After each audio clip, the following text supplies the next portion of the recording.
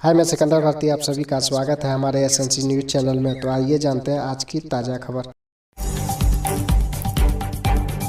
रांची में 4 लेन सड़क योजना पर उठ रहे सवाल पर सीएम ने लिया संज्ञान। राजधानी के इन 2 सड़कों को सुधारने का दिया निर्देश। राजधानी में बने 2 महत्वपूर्ण 4 लेन सड़क योजना की क्वालिटी को लेकर सवाल खड़े हो रहे हैं। उसकी राइडिंग क्वालिटी को बेहतर नहीं माना जा रहा है। दोनों सड़कें NH 23 और NH 75 पर बनी है। रांची से बेड़ो और रांची से बीजूपड़ा होते हुए कुंडू तक इन सड़कों को 4 लेन लिया गया है। मुख्यमंत्री हेमंत सोरेन ने दोनों सड़कों की स्थिति सुधारने को कहा है। झारखंड के सीएम हेमंत सोरेन को मिली जान से मारने की धमकी, मचा हड़कंप। झारखंड के मुख्यमंत्री हेमंत सोरेन को एक बार फिर से जान मारने की धमकी मिली है। सीएम हेमंत सोरेन की बढ़ती लोकप्रियता से बौखलाए अपराधियों ने उन्हें निशाने पर ले रखा है। बीते 4 जनवरी को राजधानी के किशोरगंज चौक पर मुख्यमंत्री के काफिले पर हमले के बाद 5 जनवरी को उन्हें एक बेनामी ईमेल भेजकर जान से मारने की धमकी दी है। इस मामले में मुख्यमंत्री आवास में तैनात विशेष शाखा के दरोगा मोहम्मद तंजील खान के बयान पर रांची के साइबर थाना में प्राथमिकी दर्ज की गई है। प्राथमिकी धारा भादवी और IT एक्ट की धारा 66 व 66D के तहत दर्ज की गई है। धमकी भरा ईमेल मुख्यमंत्री के अलावा उनके सचिव को भी भेजा गया है। ईमेल भेजने वाले का नाम व पता इस ईमेल में नहीं है। इस ईमेल में DGP ME राव को धमकी दी गई है। केस के अनुसंधान की जिम्मेदारी साइबर क्राइम थाना रांची के इंस्पेक्टर सतीश गोड़ाई को दी गई है। मुख्यमंत्री हेमंत सोरेन को गत वर्ष जुलाई महीने में भी ईमेल भेजकर धमकी दी गई थी। अपराधियों ने 8 व 17 जुलाई 2020 को ईमेल भेजकर धमकी दी थी। इस मामले में रांची के साइबर थाने में पहले से भी 2 अलग अलग प्राथमिकी दर्ज की गई। झारखंड हाई स्कूल शिक्षा नियुक्ति में 12 फरवरी से होगी प्रमाण पत्रों की जांच। हाई स्कूल शिक्षा नियुक्ति में प्राथमिकी शिक्षकों के लिए आरक्षित पदों पर सीधी भर्ती के लिए अभ्यर्थियों के चयन के लिए प्रमाण पत्रों की जांच 12 फरवरी से शुरू होगी। झारखंड कर्मचारी चयन आयोग ने मंगलवार को जांच के लिए नया कार्यक्रम जारी कर दिया है। इसके तहत पलामू के अभ्यर्थियों के प्रमाण पत्रों की जांच 12 से 19 फरवरी तक तथा देवघर के अभ्यर्थियों की जांच 15 फरवरी को आयोग कार्यालय में होगी। गिरिडीह, चतरा तथा गढ़वा के अभ्यर्थियों के प्रमाण पत्रों की जांच पूर्व में जारी तिथियों के अनुसार ही क्रमशः 15 से 17 फरवरी, 22 से 25 फरवरी तथा 2 से 9 मार्च को होगी। इससे अनुपस्थित रहने वाले अभ्यर्थियों के लिए अलग तिथियां भी जारी की गई है। बता दें कि आयोग ने पूर्व में जारी किए कार्यक्रम को अपरिहार्य कारण बताते हुए स्थगित कर दिया था। झारखंड के कृषि मंत्री अचानक दिल्ली तलब, राजनीतिक गलियारे में अटकलों का दौर शुरू।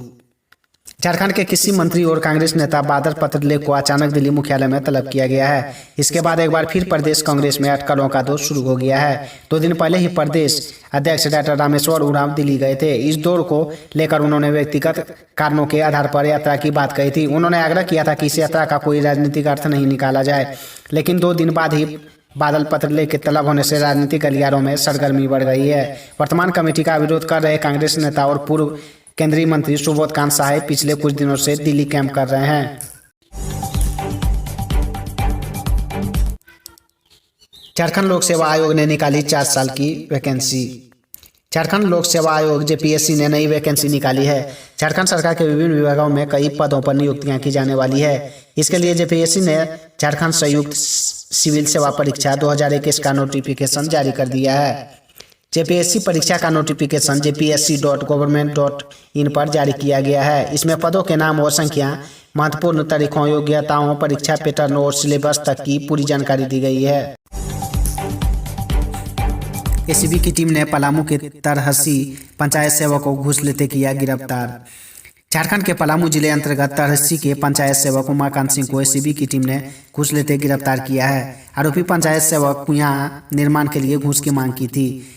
काम के एवज में पंचायत सेवक ने 17,000 रुपये रिश्वत की मांग की थी। मंगलवार 9 फरवरी 2021 को पलामू के तरहसी से पंचायत सेवक उमाकांत सिंह के खिलाफ गोंदी पंचायत के ताल गांव निवासी सुरेंद्र यादव ने ACB से शिकायत की थी। सुरेंद्र को मनरेगा के तहत कुआं निर्माण का कार्य मिला था। इसकी राशि भुगतान के लिए पंचायत सेवक उमाकांत सिंह द्वारा पैसे की मांग की जा रही थी। इस मामले को लेकर सुरेंद्र ने ACB को शिकायत की थी।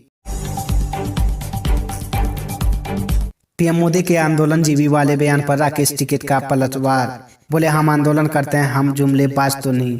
नए कृषि कानूनों के विरोध में हरियाणा के कुरुक्षेत्र जिले के गांव गुम थला गुड्डू में मंगलवार को संयुक्त किसान मोर्चा ने विशाल किसान महापंचायत का आयोजन किया। हमेशा की तरह हजारों की तादाद में लोगों ने इस महापंचायत में हिस्सा लिया। इस दौरान महापंचायत को संबोधित करते हुए भारतीय किसान यूनियन के नेता राकेश टिकैत ने कहा कि सरकार नए कृषि कानूनों को वापस लें और न्यूनतम समर्थन मूल्य MSP पर कानून बनाएं, नहीं तो आंदोलन जारी रहेगा। राकेश टिकैत ने प्रधानमंत्री नरेंद्र मोदी के आंदोलन जीवी वाले बयान पर पलटवार करते हुए कहा कि हम आंदोलन करते हैं, हम जुमलेबाज तो नहीं हैं। MSP पर कानून बनाना चाहिए, वो नहीं बन रहा। तीनों काले कानून खत्म नहीं हो रहे हैं। प्रधानमंत्री जी ने 2011 में कहा था कि देश में AMSP पर कानून बनेगा, यह जुमलेबाजी थी। उन्होंने आज फिर से याद दोहराया कि यह आंदोलन अभी लंबा चलेगा। टिकैत ने कहा कि अभी सरकार को 2 अक्टूबर तक का समय दिया गया है, दिल्ली से किसान वापस नहीं जाएंगे। सरकारी स्कूल के शिक्षकों का तबादला अब ऑनलाइन होगा, स्कूलों की सूची मांगी गई। झारखंड के सभी सरकारी स्कूलों के शिक्षकों के तबादले अब ऑनलाइन होंगे। इसे लेकर शिक्षकों से ऑनलाइन आवेदन लिए जाएंगे तथा उन पर विचार करते हुए उनका तबादला किया जाएगा। स्कूली शिक्षा एवं स्वच्छता विभाग इसे लेकर पोर्टल तैयार कर रहा है। इधर राज्य सरकार ने वर्ष 2019 में ही शिक्षकों के तबादले के लिए नीति तैयार की है। इसके तहत स्कूलों को 5 जोन में बांटकर नीति के प्रावधानों के तहत ही तबादला किया जाएगा।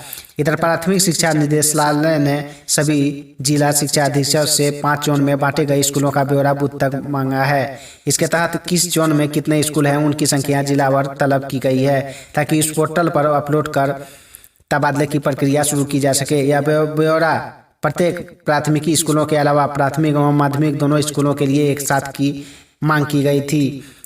जिला स्तर पर पहले ही स्कूलों का विभिन्न जोन में वर्गीकरण कर उन पर शिक्षकों से आपत्तियां लेकर संशोधन किया जा चुका है। योगी आदित्यनाथ कैबिनेट ने मंजूर किया पंचायत आरक्षण का प्रस्ताव। उत्तर प्रदेश की योगी आदित्यनाथ सरकार ने पंचायत में आरक्षण प्रस्ताव पर मोहर लगा दी है। उत्तर प्रदेश कैबिनेट की 22 सर्कुलेशन बैठक में इसके साथ ही 11 अन्य प्रस्तावों को भी मंजूरी दी गई है। उत्तर प्रदेश सरकार ने पंचायत चुनाव के लिए आरक्षण को बदल दिया है। आज ही योगी आदित्यनाथ कैबिनेट ने पंचायत चुनाव के लिए होने वाले आरक्षण को भी तय कर दिया है। इसमें कैबिनेट बैठक में प्रस्ताव के माध्यम से संशोधन किया गया है। प्रदेश में गांव की सरकार बनाने के लिए हाई कोर्ट की फटकार के बाद चुनाव की तैयारी है। इसके लिए 17 मार्च से पहले आरक्षण की सूची आनी थी। इस सूची के आने से पहले सरकार ने आरक्षण के प्रस्ताव में संशोधन किया। कैबिनेट मंत्री भूपेंद्र चौधरी ने प्रस्ताव रखा था, अब कई जिलों में पंचायत सीटें प्रभावित होंगी। झारखंड के CM हेमंत सोरेन को जान से मारने की धमकी पर DGP ने कही ये बात।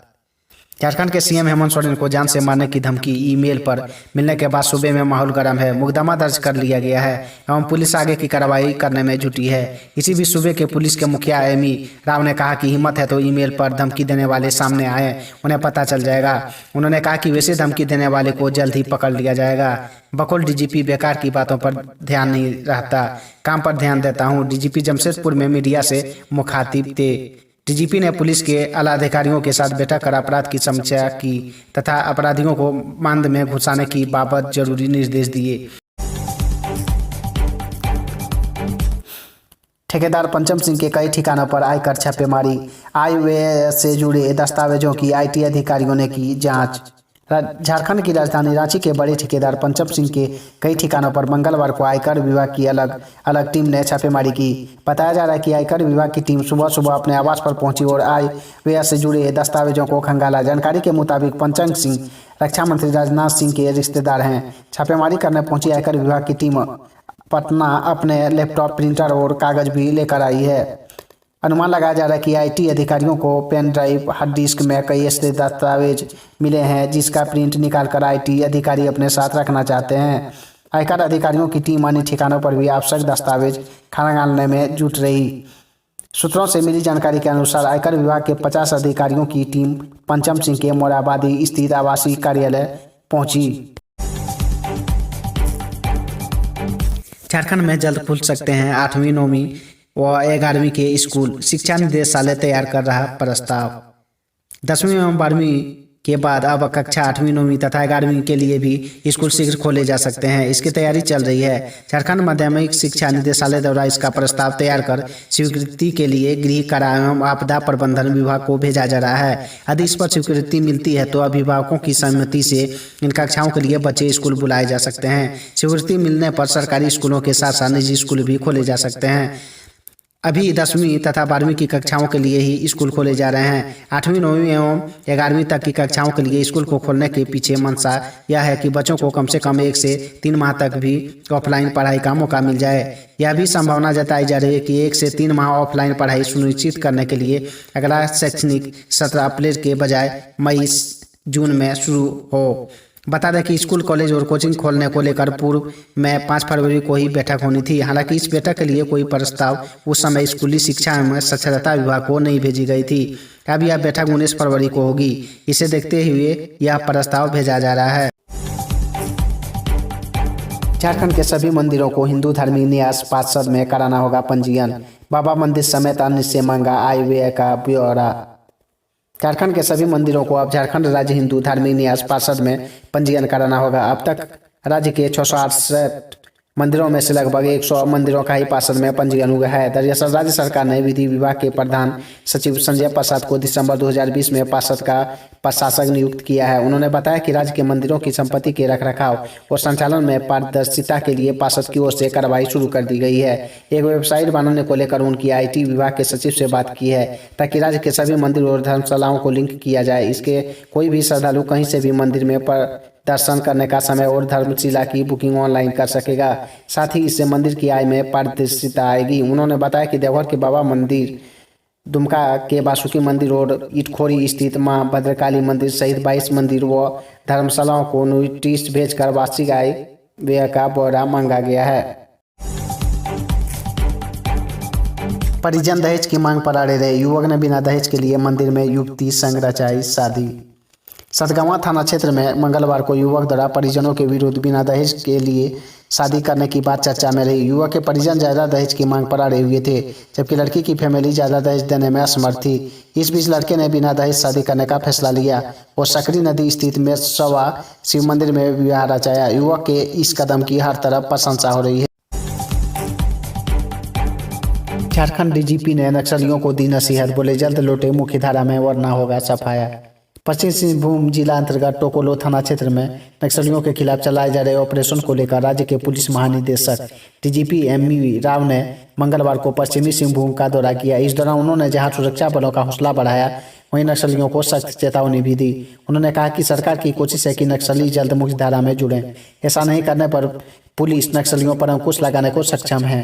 इस दौरान DGP ने झरझरा एवं लौंजी में नक्सलियों के खिलाफ चलाए जा रहे सर्च ऑपरेशन की भी समीक्षा की। साथ ही कई दिशा निर्देश भी दिए। बंगाल चुनाव में फर्जी मतदाताओं की पहचान के लिए ECI ऐप का हो सकता है इस्तेमाल। पश्चिम बंगाल में होने वाले विधानसभा चुनाव में फर्जी मतदाताओं की पहचान करने एवं चुनाव प्रक्रिया के ब्यौरे तत्काल सामने लाने के लिए निर्वाचन आयोग अपने बूथ मोबाइल ऐप का पूरी तरह से इस्तेमाल कर सकता है। यह जानकारी एक अधिकारी ने मंगलवार को दी। अगर ऐसा होता है तो पश्चिम बंगाल पहला राज्य होगा जहां की चुनावी प्रक्रिया में इस ऐप का पूरी तरह से इस्तेमाल किया जाएगा। निर्वाचन आयोग के अधिकारी ने बताया यह सभी आयोजन के स्तर पर है, अभी कोई अंतिम फैसला नहीं लिया गया है। हमें उम्मीद है कि इसे पारदर्शी एवं निष्पक्ष चुनाव कराने में मदद मिलेगी। उन्होंने बताया कि ऐप निर्वाचन आयोग के सर्वर से जुड़ा है एवं कुछ तरीके से आंकड़े देगा। अधिकारी ने बताया यह लिंग एवं आयु का आधारित मतदान की जानकारी देता है। म्यांमार में प्रतिबंध के बावजूद बड़ी संख्या में सड़कों पर उतरे प्रदर्शनकारी, पुलिस के साथ टकराव। म्यांमार में 5 से अधिक लोगों के एकत्र होने पर लागू प्रतिबंधों का उल्लंघन कर मंगलवार को बड़ी संख्या में लोग सैन्य तख्तापलट का विरोध करने के लिए सड़कों पर उतर आए और कई स्थानों पर उनका पुलिस के साथ टकराव हुआ। प्रदर्शनकारी को तितर बितर करने के लिए पुलिस को पानी की बौछारें का इस्तेमाल करना